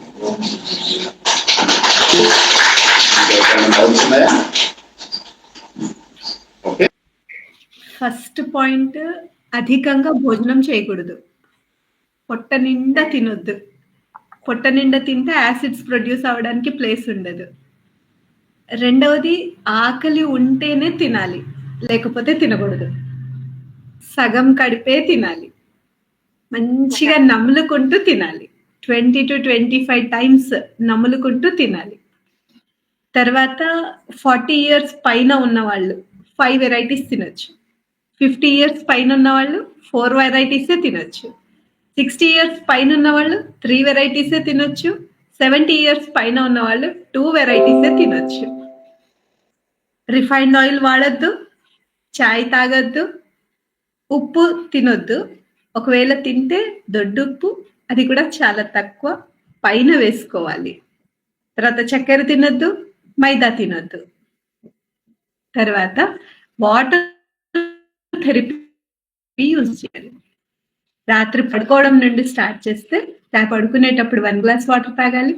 మధ్యరాత్రి 1 o'clock అన్న 2 o'clock అన్న మళ్ళీ యూరిన్ వచ్చినప్పుడు యూరిన్ పోసేసి మళ్ళీ 1 glass వాటర్ తాగాలి. మళ్ళీ మార్నింగ్ లేచిన తర్వాత 2 glass వెచ్చటి వాటర్ తాగాలి. తర్వాత క్లాస్ అయిపోయిన తర్వాత అంటే 8:30, 9 అట్లా ఒక 1 glass వెచ్చటి వాటర్.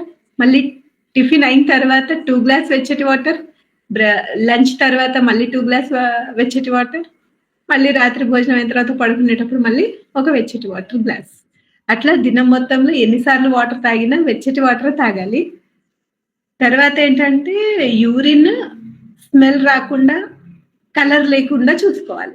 అట్లా వాటర్ థెరపీ యూజ్ చేస్తే క్లీనింగ్ ప్రాసెస్ మంచిగా జరుగుతుంది. టాక్సిన్స్ అనేవి క్లియర్ అయిపోతాయి. ఆ విధంగా మనం హెల్దీగా ఉండడానికి అవకాశం ఉంది. ఈ రిఫైన్డ్ ఆయిల్ కానీ, చాయ్ కానీ, ఇవన్నీ కూడా ఏంటంటే విషపూరితాలు. మనం విషం నోట్లోకి రోజు పంపిస్తున్నాం. ఆరోగ్యంగా ఉండాలంటే ఎట్లా ఉండగలుగుతాం? అందుకని చాయ్, మైదా, నూనె, చక్కెర, ఉప్పు, ఇవన్నీ విషం అన్నమాట. ఈ విషాలు మనం పంపించకపోతే నోట్లోకి ఆరోగ్యంగా ఉండగలుగుతాం. క్లీనింగ్ ప్రాసెస్ అయితే వాటర్ కంపల్సరీ తాగాలి. ఎట్లయితే ఇంట్లో చెత్త తీసేస్తామో అట్లా రోజు మోషన్ ఫ్రీ అయిపోవాలి.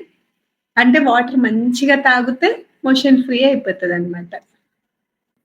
అసలైతే రెండు పూటలు సాయంత్రం 6 గంటల లోపు తినేసేయాలి. 2 పూటలే భోజనం చేయాలంట.